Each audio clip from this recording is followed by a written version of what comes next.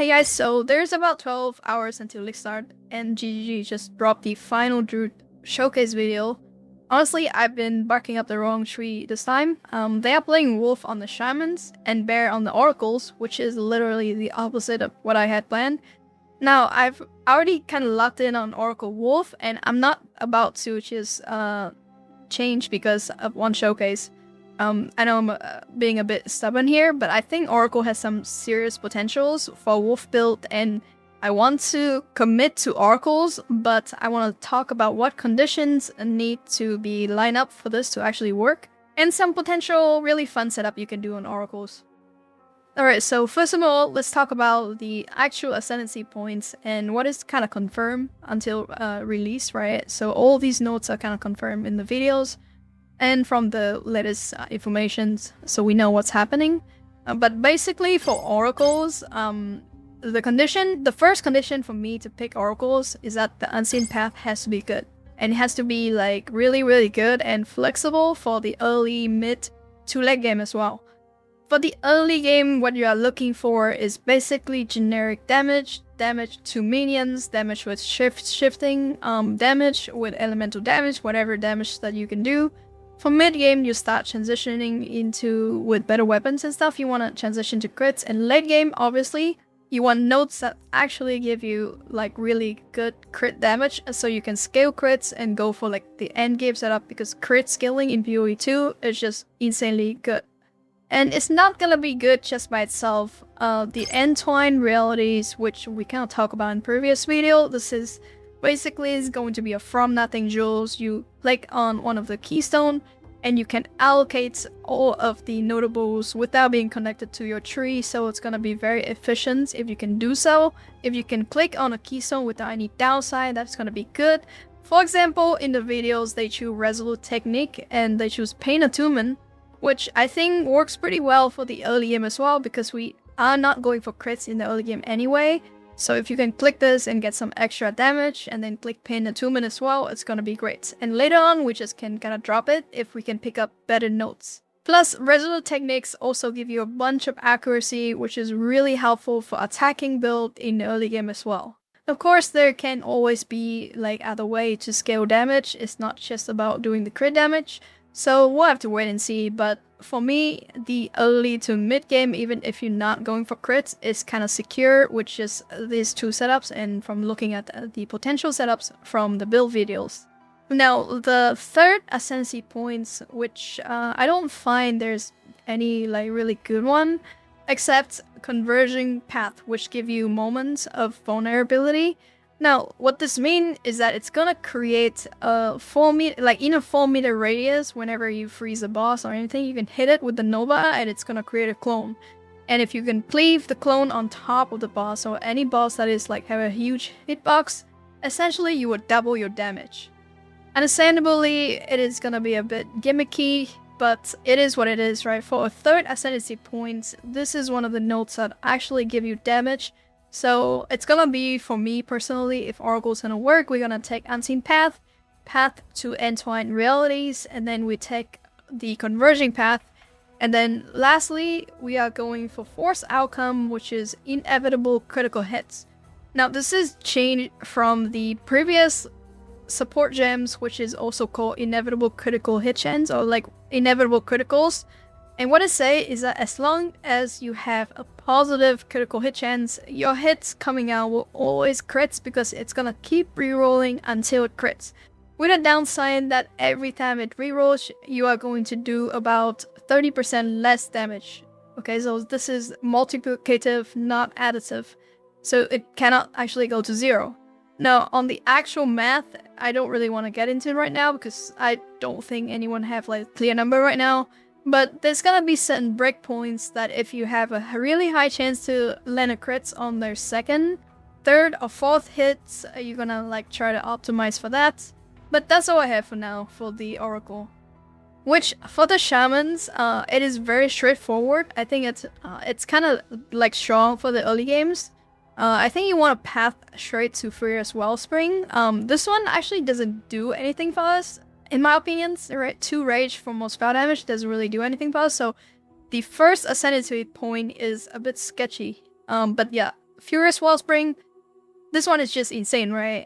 No inherent loss of rage, and if you are using skills that use rage and you scale minion damage off rage, which is why they kind of showcase that in the video, it is pretty straightforward. You stack rage, you get a bunch of rage for damage, and then the minion's just like doing a tons of damage. So I think it's really, really strong and pretty straightforward. So if anything, we'll go that route and it's gonna be pretty safe. I do, however, don't really want to click on Shamans. But yeah, they have like strong node as well. Like this one is also pretty strong. Exposures, right? And 10% damage is extra damage of random elements, also strong. And reactive growth, essentially you're taking less elemental damage, so any source of physical convert to LA also get improved by this. So Lightning Coil and Colloquial Flame, which is already pretty good, is gonna be pretty good for this as well. And then adaptations as well. Yeah, just basically more mitigations. And then I think Spirit is like pretty interesting as well, because we do want to reserve the Wolf, and then some of the spirits on the Wolf build actually cost you a lot of spirits, right? So you do want extra spirit on the build.